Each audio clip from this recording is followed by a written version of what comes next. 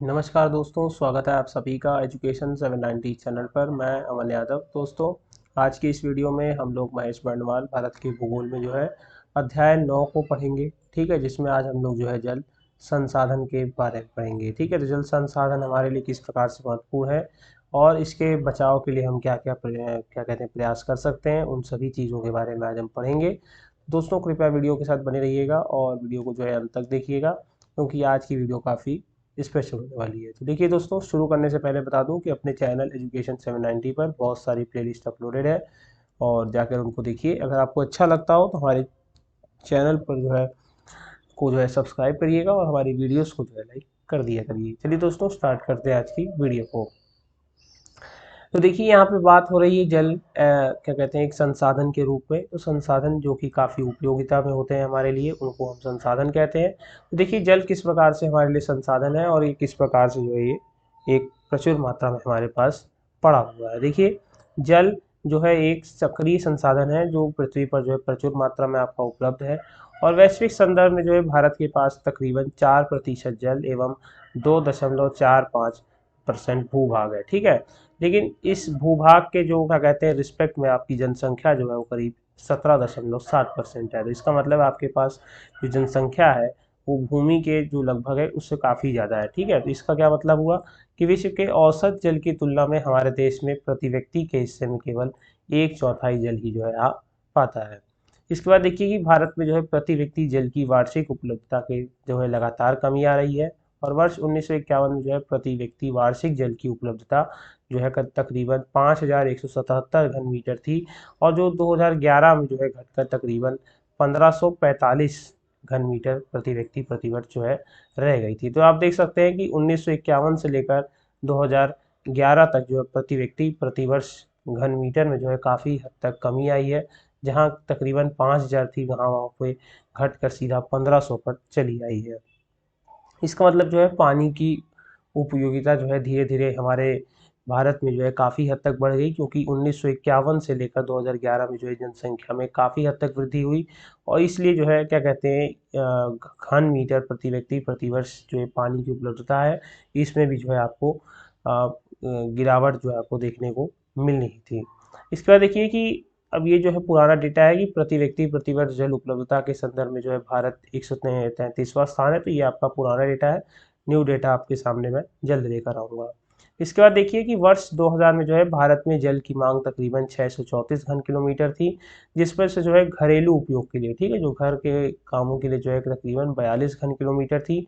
और सिंचाई जो खेती के लिए जो है तकरीबन 541 घन किलोमीटर थी। और उद्योग ऊर्जा तथा अन्य उपयोग के लिए तकरीबन 51 घन किलोमीटर जो है आपकी मांग थी। तो देखिए, पृथ्वी पर जो है उपलब्ध 2.5% जल जो है ताज़ा अथवा पीने योग्य है। था तो काफ़ी परसेंट, लेकिन जो है वो खारे पानी के रूप में हमारे पास पड़ा हुआ है।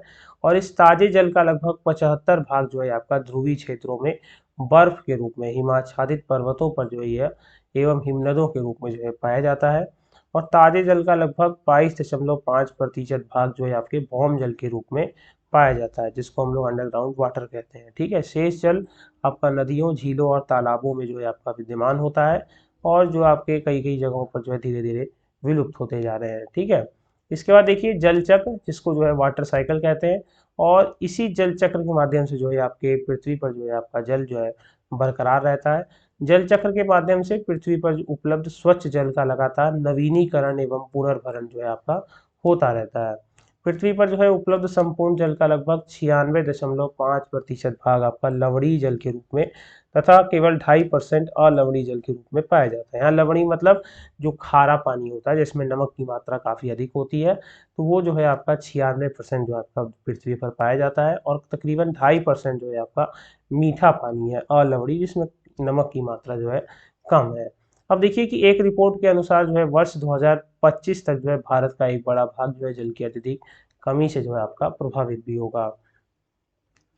तो इसका जो है काफ़ी हद तक आपको देखने को मिल भी रहा होगा कि भारत में जो है काफ़ी राज्य जो है पानी की समस्या से जो है इस समय जूझ भी रहे हैं। आप लोगों ने काफ़ी हद तक देखा भी होगा। देखिए, सिंचित क्षेत्रफल की दृष्टि से जो है भारत का विश्व में पहला स्थान है।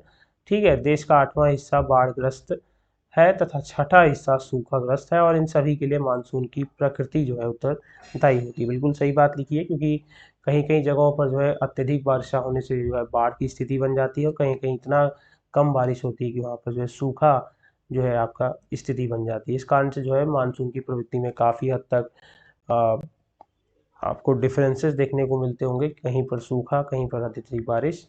तो ये जो है इस प्रकार की स्थिति भारत में जो है आपकी उत्पन्न होती रहती है। तो ये सब जो है मानसून की प्रकृति पर जो है निर्भर करती है। अब देखिए अटल भूजल योजना क्या चीज़ है, इसके बारे में हम पढ़ेंगे।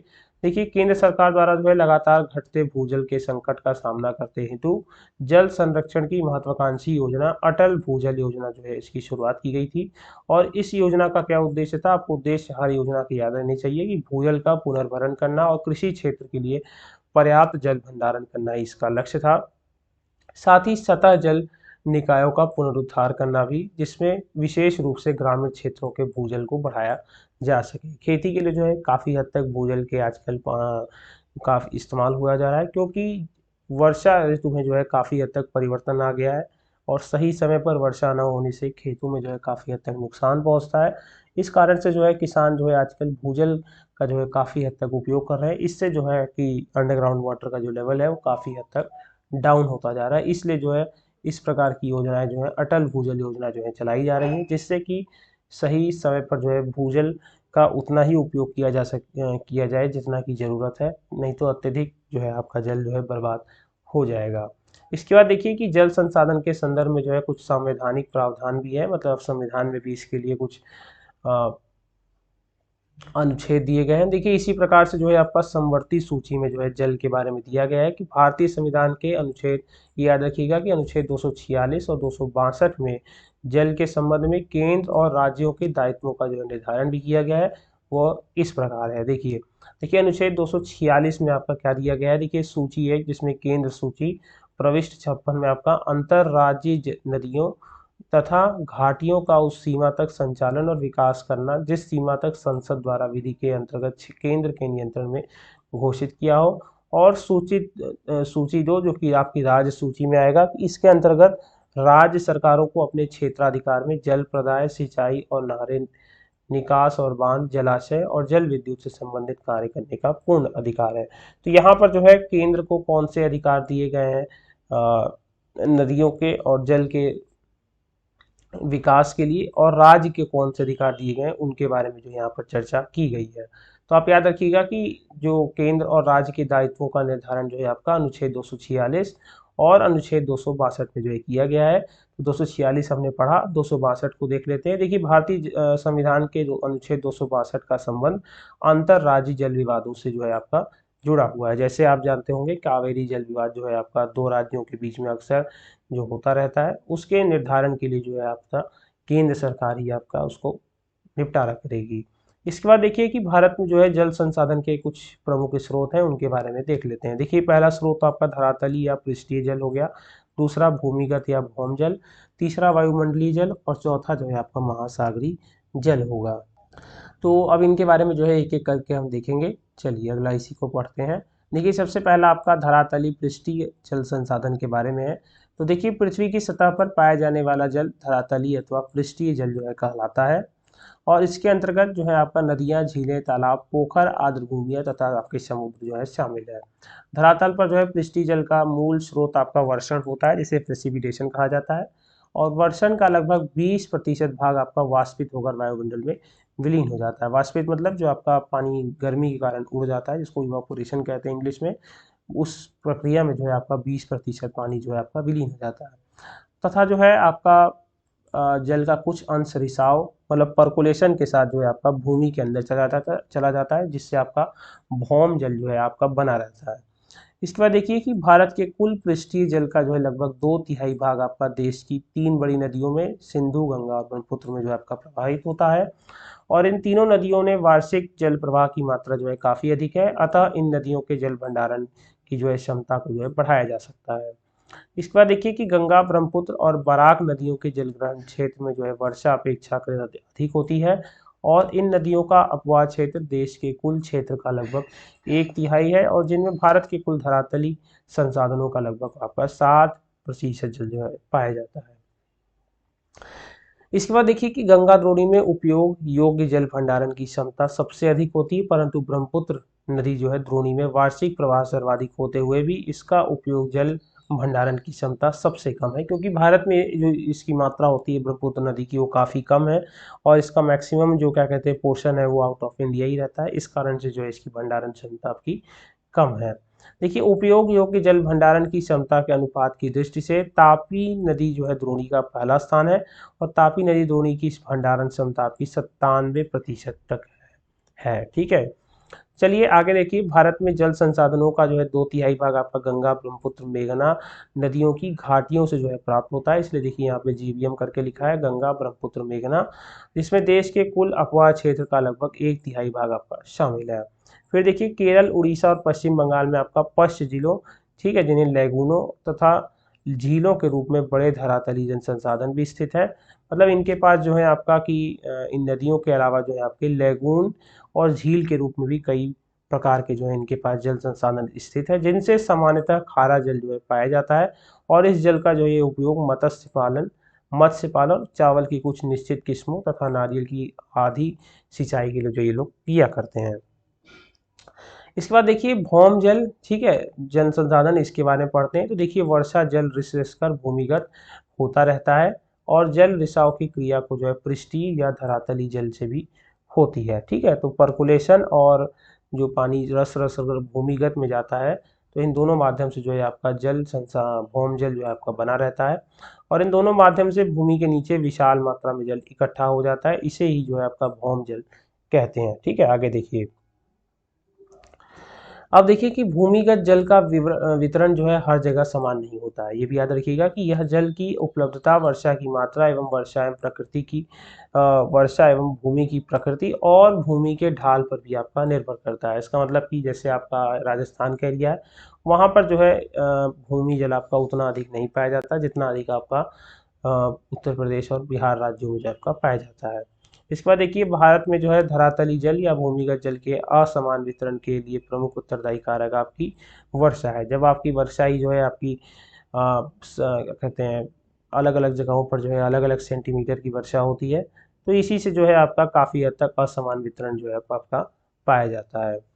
इसके बाद देखिए कि अधिक वर्षा वाले भागों में जहाँ भूमि समतल और सरंध्र, ठीक है, छिद्रयुक्त मृदा वाली है, वहाँ जल का रिसाव जो है सरलता से हो जाता है। अतः इन क्षेत्रों में भूमिगत जल कम गहराई पर तथा पर्याप्त मात्रा में आपका मिल जाता है। जैसे गंगा ब्रह्मपुत्र के मैदानों एवं तटीय मैदानों में भौम जल के विशाल भंडार पाए जाते हैं और उपयोग योग्य भौम जल संसाधन का लगभग 46% भाग आपका गंगा और ब्रह्मपुत्र बेसिनों में जो है आपका पाया जाता है। ठीक है, तो गंगा ब्रह्मपुत्र के जो बेसिन है वहाँ पर तकरीबन आपका 46% भाग जो है आपका भौमजल के रूप में पाया जाता है, क्योंकि यहाँ पर लिखा है कि जो आपकी छिद्रयुक्त भूमि और अधिक वर्षा वाले जो भाग होते हैं वहाँ पर सरलता से जो है ये जल जमीन के अंदर जा पाते हैं, जिससे कि ये भूमि जल के रूप में जो इकट्ठा हो पाते हैं। इसके बाद देखिए पुनर्भरण योग्य जल संसाधन में उत्तर प्रदेश सबसे संपन्न राज्य है। ठीक है, यहाँ पर जो है काफ़ी हद तक वापस पुनर्भरण भी जो है काफ़ी अच्छी मात्रा में हो जाता है। राजस्थान में समतल भूभाग और सरंध्र बलुई मृदा होते हुए भी वर्षा की कमी के कारण जल अधिक गहराई पर और कम मात्रा में जो है आपका मिलता है। ठीक है, वही बात मैंने बोला कि राजस्थान में सब चीज़ तो है, क्या कहते हैं, वहाँ पर मृदा युक्त बलुई मृदा भी है और समतल भूभाग भी, लेकिन जो सबसे बड़ा फैक्टर काम करता है वो वर्षा जो है उतनी अधिक नहीं हो पाती है। इसके बाद देखिए कि देश के उत्तर पूर्वी क्षेत्रों में आपका अधिक वर्षा होती है, परंतु भूमि के ढालू होने के कारण जल के प्रवेश के लिए आपकी अनुकूल परिस्थितियां नहीं मिलती और इन भागों में भूमिगत या भौमजल अधिक गहराई में और कम मात्रा में मिलता है, क्योंकि आपके ज़्यादातर जो उत्तर पूर्वी राज्य हैं जैसे असम और वहाँ वाली जो एरिया है मेघालय, तो इन सब जगहों पर जो है आपके ऐसे ढाल वाली जो है आपकी सतह पाई जाती है। इस कारण से वहाँ पर जो है आपका जल उतनी अच्छी तरीके से भूमिगत नहीं हो पाता है। ठीक है, तो यहाँ पर आपको दो कारण दिए गए। एक पहला राजस्थान में जहाँ वर्षा की कमी के कारण नहीं हो पाता, दूसरा उत्तर पूर्वी राज्यों में जहाँ जमीन के ढलान होने के कारण जो है सही से भूमिगत जल नहीं पहुँच पाता। इसके बाद देखिए प्रायद्वीपीय पठार, हिमालय क्षेत्रों एवं मरुस्थलीय भागों में भूमिगत जल कम मात्रा में जो है आपका मिलता है। इसके बाद देखिए उत्तर पश्चिमी प्रदेश और दक्षिणी भारत के कुछ भागों के नदी बेसिनों में भौम जल उपयोग अपेक्षाकृत काफ़ी अधिक है और पंजाब, हरियाणा, राजस्थान और तमिलनाडु राज्य में भौम जल का उपयोग बहुत अधिक होता है, परंतु कुछ राज्य जैसे छत्तीसगढ़, उड़ीसा, केरल आदि अपने भौमजल क्षमता का बेहद कम उपयोग करते हैं। ठीक है, इसके बाद देखिए घन मीटर और हेक्टेयर मीटर में क्या अंतर है। तो देखिए जल की मात्रा मापने की इकाई आपकी घन मीटर या हेक्टेयर मीटर जो है आपकी होती है। इसको याद रखिएगा, यदि 1 वर्ग मीटर समतल भूभाग पर 1 मीटर की गहराई तक जल को संचित किया जाए तो संपूर्ण जल का कुल आयतन जो है आपका 1 घन मीटर होगा। और इसी प्रकार हेक्टेयर समतल भूमि पर जो है 1 मीटर की गहराई तक जल को सिंचित किया जाए, ठीक है, 1 हेक्टेयर समतल भूमि पर अगर 1 मीटर की गहराई तक जल सिंचित किया जाए तो जल का कुल आयतन जो है आपका 1 हेक्टेयर मीटर होगा। इसके बाद देखिए जल की मांग और उपयोग के बारे में हम पढ़ेंगे, कितनी मांग और कितना उपयोग इनका हमारे दैनिक जीवन में रहा है और होता रहता है, इसके बारे में हम पढ़ेंगे। देखिए जल के विविध उपयोग हैं पीने के लिए, इसके साथ घरेलू कार्य। तो देखिए जल के विविध उपयोग हैं जैसे इनके पीने के लिए और इसके साथ घरेलू कार्य, ठीक है, सिंचाई, जन स्वास्थ्य, स्वच्छता एवं मल मूत्र की निकासी के लिए जो है जल अपरिहार्य है। ठीक है, इसकी काफ़ी ज़रूरत है। पेयजल, सिंचाई और उद्योगों के लिए जल की मांग अपेक्षाकृत जो है अधिक बढ़ी हुई है। तो घरेलू कार्यों के लिए जो है इसकी काफ़ी उपयोगिता है और जो है औद्योगिक और कृषि क्षेत्रों के लिए भी इसकी काफ़ी उपयोगिता है। धरातली और भौम जल का जो है सर्वाधिक उपयोग आपका कृषि क्षेत्र में जो है होता है। ठीक है, जिसमें धरातली जल का जो है करीब 90% और भौम जल का करीब जो है 92% भाग जो है उपयोग किया जाता है। औद्योगिक क्षेत्र में, ठीक है, धरातली जल का जो है केवल 2% और भौम जल का तकरीबन आपका 5% भाग ही जो है उपयोग में लाया जाता है इस काम के लिए औद्योगिक क्षेत्र में। इसके बाद देखिए कि जिन क्षेत्रों में जो है वर्षा की मात्रा अपेक्षाकृत कम होती है वहां पर जो है भूमिगत जल का उपयोग काफी बड़े पैमाने पर किया जाता है। अब देखिए वो कौन कौन से राज्य हैं, तो देखिए पंजाब, हरियाणा, राजस्थान, तमिलनाडु, गुजरात और उत्तर प्रदेश में भूमिगत जल का उपयोग जो है काफी बड़े पैमाने पर किया जाता है। जबकि आंध्र प्रदेश, मध्य प्रदेश, महाराष्ट्र, कर्नाटक एवं छत्तीसगढ़ ऐसे राज्य हैं जहां वर्षा की मात्रा कम होते हुए भी भूमिगत जल का प्रयोग जो है काफी हद तक कम होता है, क्योंकि ये जो शहर हैं ये आपके कृषि प्रधान शहर है, पंजाब, हरियाणा, राजस्थान। ठीक है, इस कारण से यहाँ पर जो है जल का उपयोग काफ़ी ज़्यादा मात्रा में किया जाता है।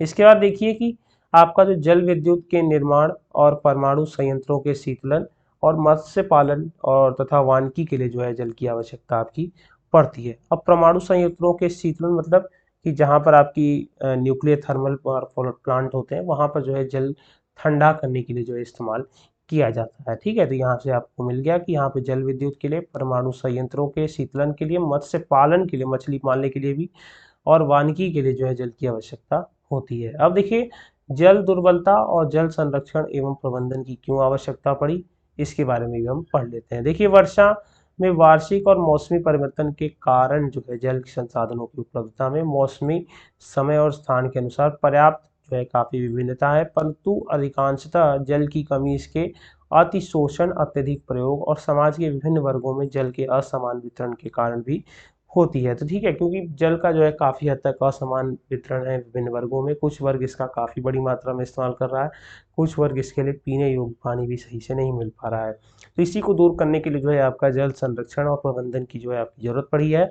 और इसी में जो है स्वीडन के एक विशेषज्ञ का जो है एक कथन भी है कि फाल्कन मार्क के अनुसार जल की कमी तब होती है जब प्रत्येक व्यक्ति को प्रतिवर्ष 1000 से 1600 घन मीटर के बीच जल उपलब्ध नहीं होता है। अगर इस बीच में जो है उसको पानी इस्तेमाल करने को नहीं मिलता है इतना इतना घन मीटर 1000 से 1600, तो समझ लीजिएगा कि उसका जो है जल की कमी होती है। ठीक है, उसको जल की कमी कहते हैं। और सामान्यतः 1000 घन मीटर प्रति व्यक्ति प्रतिवर्ष जल की उपलब्धता पर जल संकट जो है आपको उत्पन्न हो जाता है। वर्तमान में कई देश आपके जल की संकट की स्थिति में पहुंच चुके हैं। ठीक है, भारत अभी भी भारत जल की संकट की स्थिति में उतना अभी तक नहीं आया है, लेकिन फिर भी यहाँ पर भी जल की संकट काफ़ी ज़्यादा अधिक है। ठीक है, यहाँ तक कि उन्हें जो है जल का कई बार आयात भी करना पड़ता है। जिन देशों में जो है जल संकट की स्थिति आ चुकी है वहाँ पर जल का भी आयात करना पड़ता है। ठीक है, अब तक खाने की चीज़ों की आयात मैंने सुना था और अब जो है आप क्या कहते हैं जल का आयात भी जो है धीरे धीरे करना पड़ रहा है।